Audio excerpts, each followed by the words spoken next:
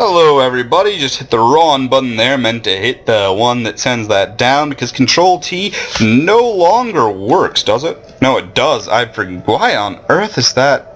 Oh, whatever, not important. What is important is Acro in the bottom left and Socke in the top right. My mouth froze. Wow, mouse froze. Socke in the top right for a PvP on Derelict Watcher TE. Last game, Acro did take the win home with his dancing Stalkers of Doom. Maybe sashaying Stalkers of superiorness? I don't know, whatever. Not important. Let's hope that Socke is able to win this game. I do love what Acro did that game, but hey, you can't do stuff like that and not expect a little bit of revenge. Either way, this is going to be a PvP, which I'm finding a very interesting matchup lately. ZVZ is by far my favorite, but PvP is starting to become a close second. To watch, not to play. Playing PvP, ugh, terrible. Hate it so much. Don't understand why Zergs complain. It's not, I mean, there's all the micro, but PvP is just basically realizing you died like 10 minutes ago when they took one tech choice and you took another, and not being able to do anything about it whatsoever. Because as I've always said, if micro can save you, you really shouldn't complain. Because, yeah, it often feels like you just don't have anything. Either way, it's going to stop talking about that whole mess now and look at what's going on here. Now, the 2 gas usually signals either a 3-stalker rush, probably not right now, although we do see that often out of Socke. Or it usually signals a more defensive style of play. 1 gas usually signals either aggression or expansion. And because it's not really safe in PvP to expand off of 1 gate, you certainly need to have your Cyber Core and Warp Gate if you ever want to hope to hold a 4 gate off. I actually can nip, there's the 2nd gas, but an early 1st gas and something like that usually means, I'm going to say this is probably more of an expansive style. Here out of Socke, not entirely sure, I could be wrong. For a while I thought he was going to be 4-gating, just because I didn't see that come down quite so soon. We do have, oh my gosh, the Proxy Stargate. Interesting place to put it. I guess it's actually not all that far away, but nevertheless you want to get that as close as possible so you can get that maximum effectiveness out of it. The only thing is that this probe is going to be scouting. I don't know if it's going to be able to scout this Stargate. And that, of course, will be an issue, but he has a probe hidden inside his base.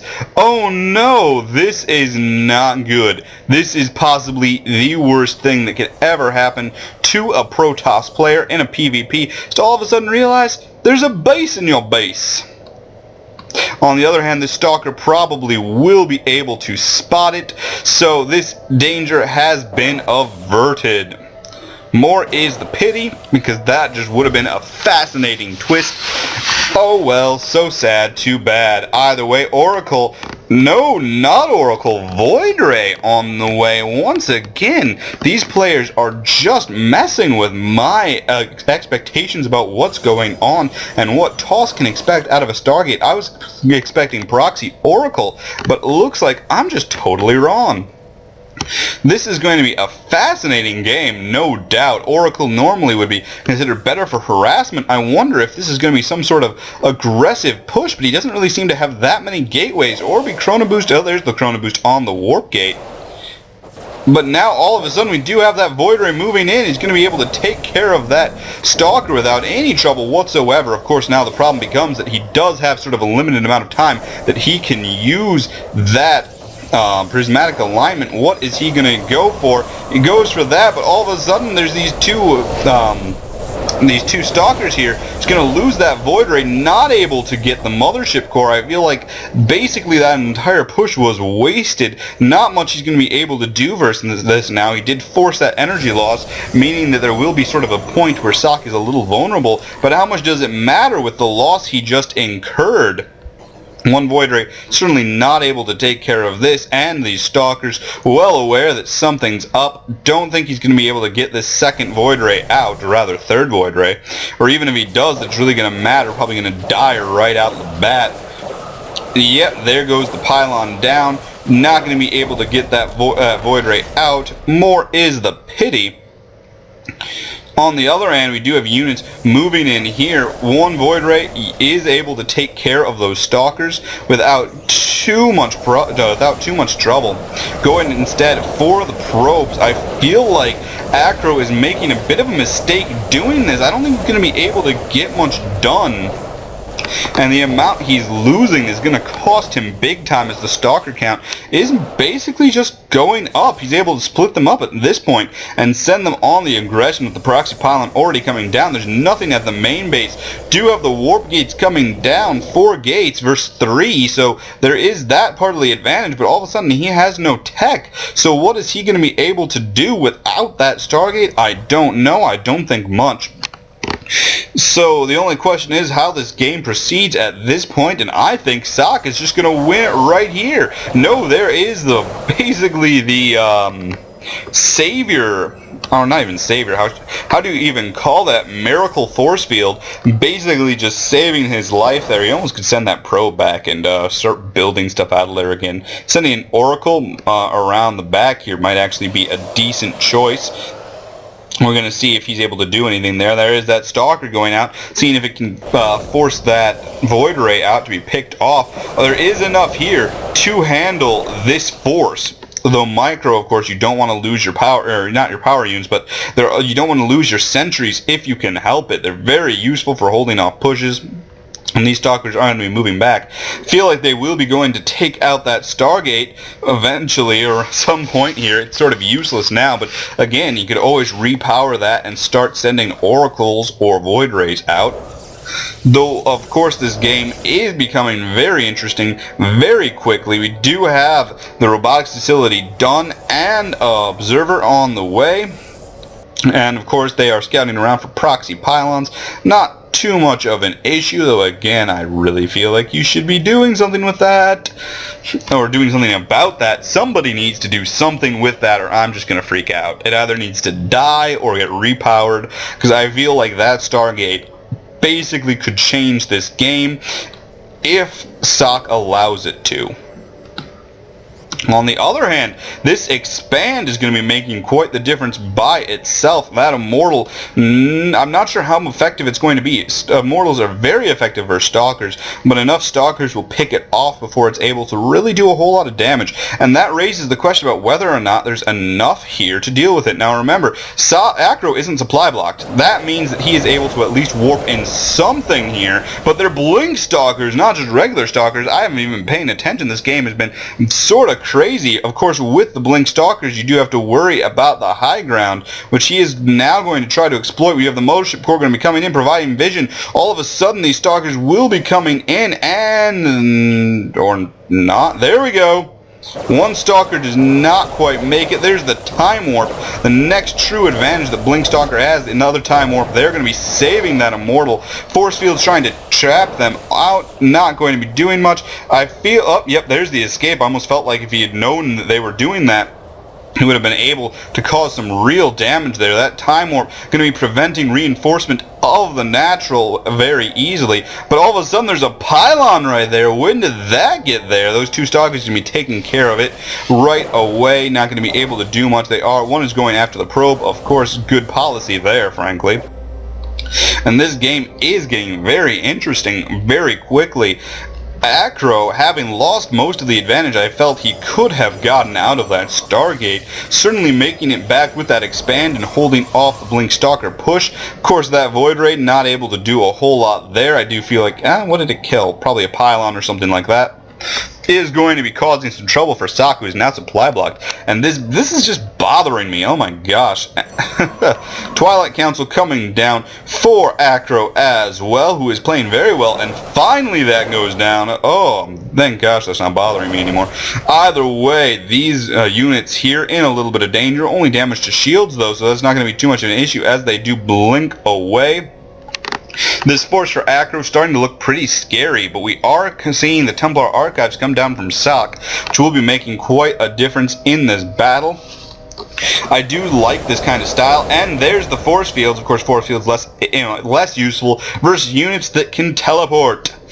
Either way, this game is going to be continuing to move on. Remember, these proxy pylons have been here the whole darn game, basically. They really need to die. These players have sort of forgotten their scouting, I almost feel like, but it's hard to scout when the aggression and the back and forth has been so, well, back and forth. All of a sudden, though, this proxy pylon is going to be lending a lot of aid to Acro, who is going on the aggressive. Does Socke have enough to deal with this is the question. There are quite a few Immortals here. Of course, the defender's advantage with Immortals is in the favor of Socke. I'm sorry, Acro. Wait, what? What am I even talking about? What I mean is the defender's advantage in this case is in the favor of Socke. And actually the high ground advantage of, oh no, there's the observer, and the force field masterfully placed, going to be causing a little bit of a problem. Is that the stalker stuck there? It looks like it was, as he is lost, but all of a sudden he's supply blocked again. This void ray just doing so much damage to Acro's, or to Socke's ability to produce void ray harassment, OP, and Imba. And of course the immortal count here is slightly higher for Acro than it is for Socke. That's going to be making quite a bit of difference. And of course that void ray there, not something you want to underestimate under any circumstances. We're going to be seeing what it's able to do in this battle. I'm not really sure if it's able to do much. Honestly, the main thing here that's going to be keeping Socke alive is the quality of his force field placement.